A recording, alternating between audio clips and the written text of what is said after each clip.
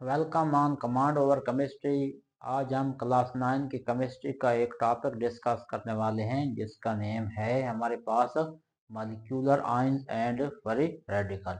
हम इनके डेफिनेशंस को पढ़ेंगे, फिर इनके एग्जांपल को डिस्कस करेंगे। आइए हम देखते हैं कि सबसे पहले मॉलिक्यूलर आयंस क्या होता है। जैसा कि नेम से ज़ाहिर है कि वो आयंस जो मॉलिक्यूल्स की वजह से बनते हैं, यानी कि मॉलिक्यूल जब होगा 2 या 3 एटम्स का, तो जब उसमें से हम क्या करेंगे, इलेक्ट्रॉन को रिमूव करेंगे तो उस पर क्या आ जाएगा, एक चार्ज आ जाएगा, या इलेक्ट्रॉन उसमें ऐड करेंगे तो उस पर एक चार्ज आ जाएगा। जब चार्ज आ जाएगा तो वो हमारे पास क्या बन जाएंगे, मॉलिक्यूलर आयन। आइए हम इनको देखते हैं। Molecular ions, it is a defined It is defined as when a molecule lose or gain electrons, a molecular ion is formed। कहने का मकसद ये है कि जब एक मॉलिक्यूल क्या करता है, लूज करता है या गेन करता है इलेक्ट्रॉन को, तो मॉलिक्यूल हमारे पास मॉलिक्यूलर आयंस क्या फॉर्म में आते हैं, वजूद में आते हैं। It is species having positive or negative charge on it। और इसके ऊपर या तो पॉजिटिव चार्ज होता है या नेगेटिव चार्ज होता है। अब हमारे पास इन मॉलिक्यूलर आयंस की क्या हैं, टाइप्स हैं। पहले नंबर पे क्या है, कैटानिक मॉलिक्यूलर आयंस। दूसरे नंबर पे है anionic molecular ions. One by one हम इसको डिस्कस करते हैं कि ये क्या होते हैं। Cationic molecular ions, when A molecule carry positive charge on it is called cationic molecular ions।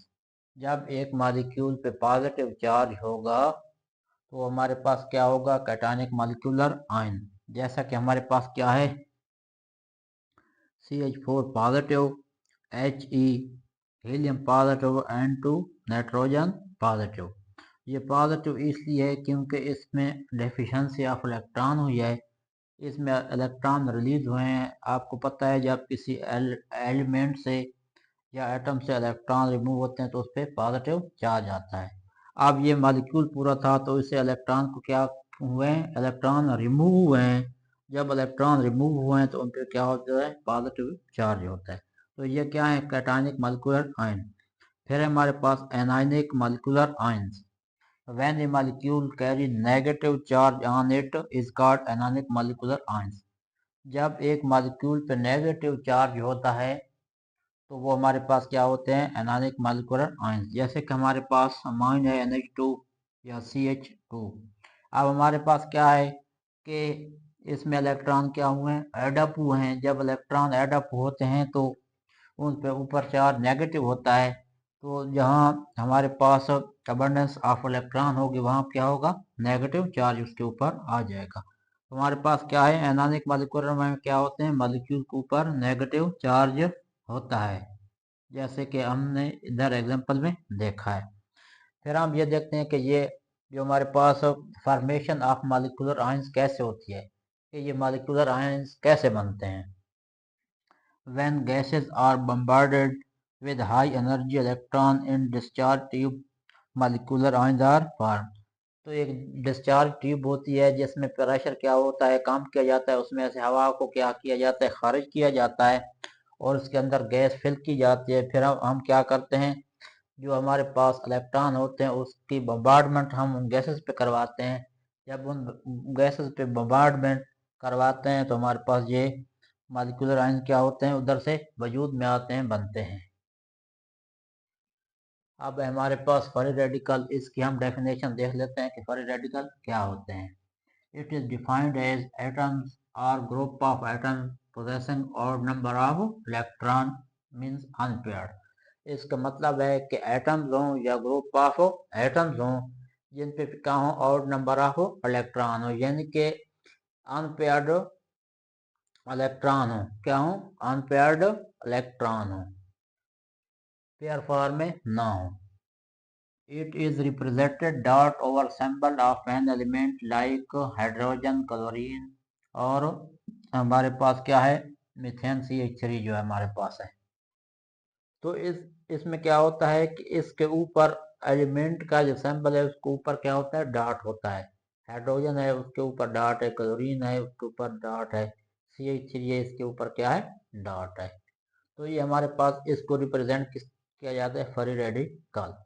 अब क्या है, free radicals are formed by homolytic breakage of the bond between two atoms when they absorb heat और light energy. अब ये free radical कैसे बनते हैं, ये क्या होते हैं, होमोलैटिक ब्रेकेज। क्या मतलब है कि आप इसको क्या करेंगे, बॉन्ड को बराबर का ब्रेक करेंगे, उधर भी उतने इलेक्ट्रॉन होंगे और दूसरी साइड पे भी उतने इलेक्ट्रॉन होंगे।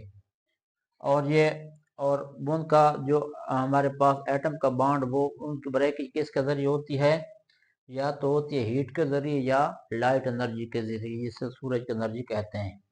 A free radical is most reactive species and have tendency to complete its half-life। जो फ्री रेडिकल हमारे पास बनते हैं उसके ऊपर आपको पता है कि ये इलेक्ट्रॉन होते हैं। तो ये इलेक्ट्रॉन क्या करते हैं, मोस्ट रिएक्टिव होते हैं और ये इस तलाश में होते हैं कि वो अपना ऑक्टेट कंप्लीट करें, किसी दूसरे के साथ बॉन्ड बनाएं। तो ये हमारे पास जो स्पीशीज होती है वो क्या होती है, मोस्ट रिएक्टिव। एग्जाम्पल हमारे पास इसी की है रेडिकल, फ्री रेडिकल की, कि क्लोरीन का हमारे पास क्या है, मॉलिक्यूल है। हमने इसको ऊपर क्या है, सनलाइट को क्या किया है, इसके ऊपर सनलाइट को हमने क्या किया, इमिट किया है। जब इमिट किया है तो हमारे पास ये रेडिकल बनते हैं। ये क्लोरीन जो है ये इधर से इसके ऊपर एक अपना इलेक्ट्रॉन आ जाता है इस तरह से, और इसके ऊपर अपना इलेक्ट्रॉन आ जाता है। तो इस इन दो क्लोरीन को हम रेडिकल को इस तरह से रखते हैं 2C फिर है हमारे पास CH4। ठीक है, CH4 पे जब हम क्या करते हैं, सनलाइट को क्या करते हैं, डालते हैं। जब सनलाइट डालते हैं तो इसका हाइड्रोजन क्या है, विद इलेक्ट्रॉन क्या को करता है, इससे सेपरेट हो जाता है। फिर जो हमारे पास कार्बन है वो क्या, उसको ऊपर भी क्या होता है, इलेक्ट्रॉन। तो हम क्या करते हैं, ये ये हमारे पास ये भी फ्री रेडिकल है, ये भी फ्री रेडिकल है। तो इनकी एग्जांपल ये है, ये जो फ्री रेडिकल होते हैं वो क्या होते हैं, मोस्ट रिएक्टिव, और ये अकेले नहीं रह सकते। Thank you very much. अगर वीडियो अच्छे लगे तो सब्सक्राइब ज़रूर करें। शुक्रिया।